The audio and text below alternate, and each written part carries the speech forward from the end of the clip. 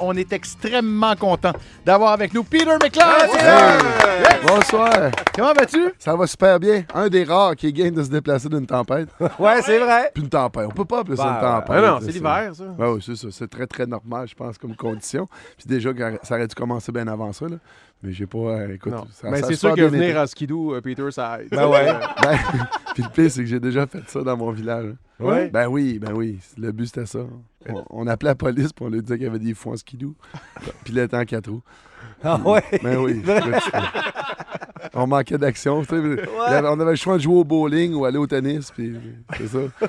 C'est dans le village, quand tu es un enfant hyperactif, tu manques un peu d'action.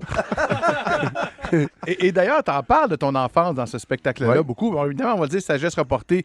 Tu as eu 40 ans et tu parles de ce bon vieux temps-là, en guillemets, Ouais. où tout était permis, où on peut se permettre carrément tout, alors qu'aujourd'hui, il faut mettre sa ceinture de sécurité, etc. etc. Ouais. As-tu de la misère à vivre en 2012?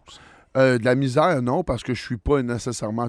Moi, il y a des lois, il y a plusieurs lois dans la vie. Moi, il y a la loi du bon sens. C'est surtout celle-là que j'écoute, là. Dans le sens que, je veux dire, moi, à un moment donné, tu sais, comme à 5 h du matin, si je reviens chez nous, puis la lumière est rouge, puis elle dure 10 minutes, ça se peut, je vire. là. Ça se peut. Sais-tu quoi? T'es pas tout seul. Ben là, à un moment donné... Non, mais tu sais, il faut arrêter, puis... C'est ça. À un moment donné, il y a tellement de lois, puis je veux dire, faut pas s'en cacher, on vit dans une société qui est devenue matriarcale dans les dernières années, puis je veux dire, il y a plein d'avantages à cette société-là. Moi, je pense qu'une société qui, comment je te dirais ça, qui a une philosophie beaucoup plus femme, il y a des grands avantages, mais les inconvénients, c'est ça. C'est une société qui est surprotégée, qui est maternisée, qui est aseptisée, puis à quelque part, moi, je suis pas nécessairement fait pour ça.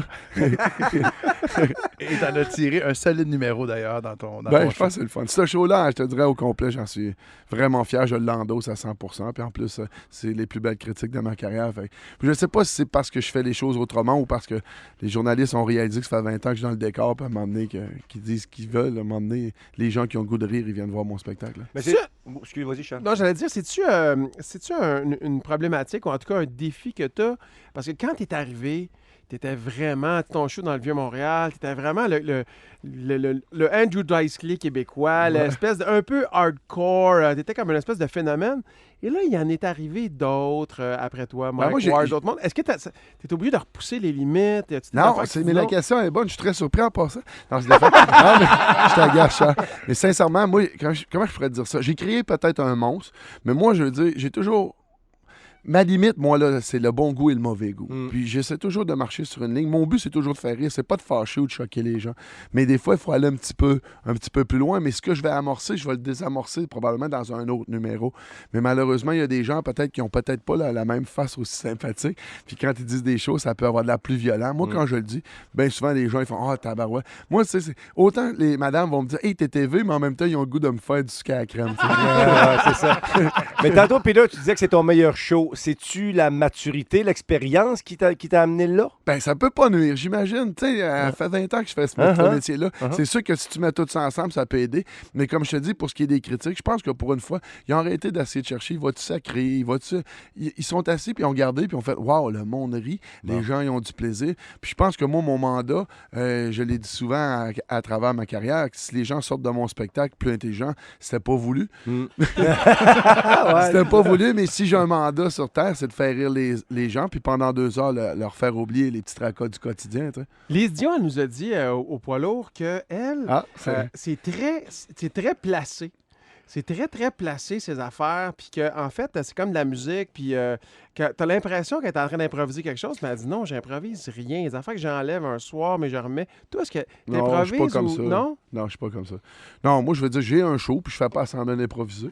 Dans le sens où, je veux dire, si un soir, je veux dire, il y a quelqu'un qui tousse ou qui dit quelque chose. Comme l'autre soir, il y a un gars qui s'est levé, il m'a crié « Je t'aime », puis ça, là, écoute. C'est vrai. Je veux dire, ça a donné lieu à peu près à 10 minutes d'improvisation, puis les gens ont embarqué, puis ça a été vraiment, vraiment, vraiment drôle. T'es parti comme ça pendant 10 minutes d'improviser. Ben oui, c'est juste qu'à partir du moment quand tu sors comme ça de ton Ouais. texte, je pense que ce qui est important, c'est de te mettre laisser une petite clé, de dire OK, je t'ai rendu à peu près dans ce coin-là, OK. pour être capable ensuite de revenir puis d'enchaîner. Mais y a tu sais. des affaires que tu veux garder après ça? Y a des affaires que tu dis là? Ben, ça peut arriver. C'était bon, là. Ben, moi, j'ai bien des numéros à travers ma carrière, comme un numéro de peine d'amour que je faisais. Je pliais du linge dans un panier à linge. Ce numéro-là n'était pas écrit. Il s'est fait avec le temps.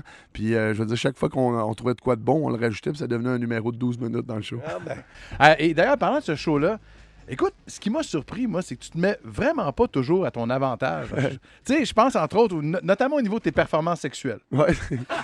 Parlons-en. Ben, j'ai un numéro, c'est le cordonnier mal chaussé. Là. C'est très drôle parce que. Ah, puis il a changé encore, il a évolué. Ah ouais? Je dis encore plus de vérité là-dedans. Je dis qu'en vieillissant, je dis que vu que j'ai une carrière publique, puis ça fait 20 ans que je parle de sexe, les gens s'attendent beaucoup à ce que je sois une bête de sexe incroyable ou une référence que les acteurs porno m'appellent voir c'est les nouvelles tendances dans le sexe. Mais je dis que la réalité, c'est pas ça du tout, que j'étais un espèce de cordonnier mal chaussé. Puis que je suis probablement une mauvaise baisse. Fait que, là, j'ai rajouté en plus que j'ai pas le bassin fluide. Je trouve ça drôle. C'est pas grave de dire ce mot-là comme faux, fait que je m'en sers. J'ai pas le bassin fluide. En tout cas, je trouve ça très drôle. J'ai des problèmes de dépôt calcaire dans le bassin. Ah, d'accord. Fait que ce numéro-là, non, c'est pas quelque chose qui donne le go aux filles de faire « Hey, lui, je veux me le faire après le show. » là. Ça, c'est ça, mais c'est pas grave. Moi, je suis là pour faire rire le monde. Puis le reste, je réussirai à les convaincre. Là. Je suis quand même pas pire. Surtout que tu te promènes en tournée avec tes 3 chiens de toute façon. Fait que peu importe si la fille, ça y tentait. Au pire, j'ai de l'affection au bout. Là. Fait que c'est l'ouvrage. Pour moi, ça prend une fille, il prend un gars qui baisse pas bien, puis en plus, qui est pas allergique aux poils. Fait que ça... Tu parles aussi de l'argent là-dedans, tu sais, le trip qu'on a de se dire plus tard, on a besoin ouais. d'argent pour plus tard, puis... Ben, c'est ça.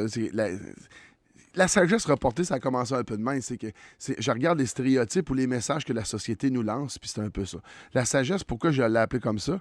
Parce que quand j'ai parlé de sortir un nouveau spectacle, j'avais pas rien d'écrit encore, j'avais même pas le titre, puis les journalistes me demandaient déjà si j'allais être plus sage à cause j'ai 40 ans. La société veut qu'on soit plus sage à 40 ans. La société veut qu'on ramasse de l'argent comme des astiques de malades toute notre vie, mais qu'on en profite juste plus tard. Tu sais, à l'âge qu'on est là, et toi, là, dans la cinquantaine, ne profite pas de la vie, là, Mario. mais non, arrête mais de non, niaiser, mais là. non. Ramasse d'argent pour plus tard.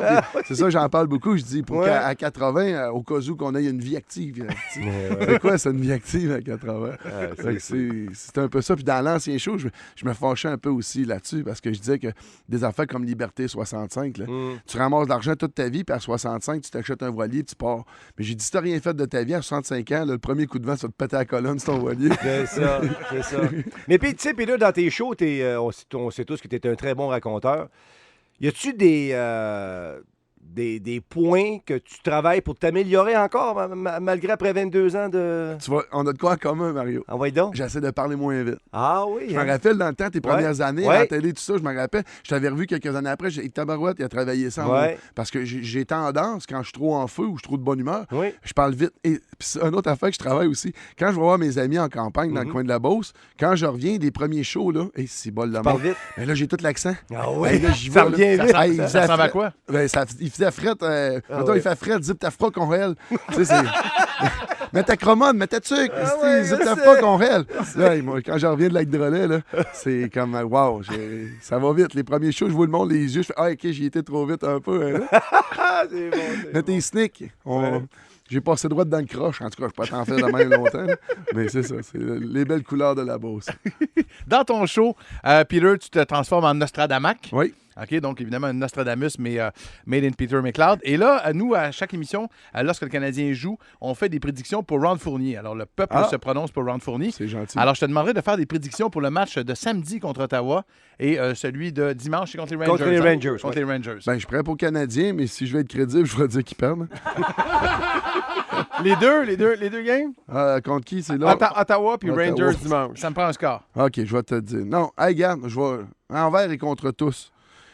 Contre Ottawa, ils gagnent 4-2. Canadien 4-2. OK. Ouais. Puis contre Rangers, Montréal va les torcher 4-1. Ah, ouais! Ouais, OK. ouais. Canadien 4-1. Hey, moi, je veux juste compter de quoi. Mon chum Mike, il est là, c'est mon best, là, tu sais. Yes. Lui, il était avec moi dans mon sol un dimanche après-midi, il y a quelques années. Kovalev est encore à Montréal. Montréal perd 5-0. On s'en va, je pense, en troisième période. Puis les gars sont là, gang de pourris. Puis c'est ça. J'ai dit, les gars, j'ai dit, vous n'avez pas la foi en votre là. On a gagné 6-5. Mais on a parlé après-midi avec On en Charles. parlait juste Voyons avant. donc. Ouais. Hey, c'est-tu vrai, mec? Ah C'est oui, vrai, hein? c'est vrai. C'est incroyable. J'ai Ah oui. vraiment pas lâché. J'ai dit, le gars, il va se passer quelque chose. Il y a un déclic. C'est quoi le déclic dans le temps qu'on espérait tout? Ah, le déclic de Wickenheiser. On l'attend encore, hein? On l'attend encore. Fait que Nostradamus, en terminant, le Canadien fait-il les séries éliminatoires? Hey, on se le souhaite. Je veux tellement. Je veux pas dire non. Je veux dire oui, mais quand ils vont s'être débarrassés de Gainé puis Gauthier, on va peut-être y croire encore plus. Peter McLeod, un immense merci d'être Hey, passé merci. ici par les Merci, studios de C'est puis quoi? C'est la moindre des choses, mes amis. On rappelle donc que Peter, le spectacle s'appelle Sagesse reportée. Je l'ai vu en octobre.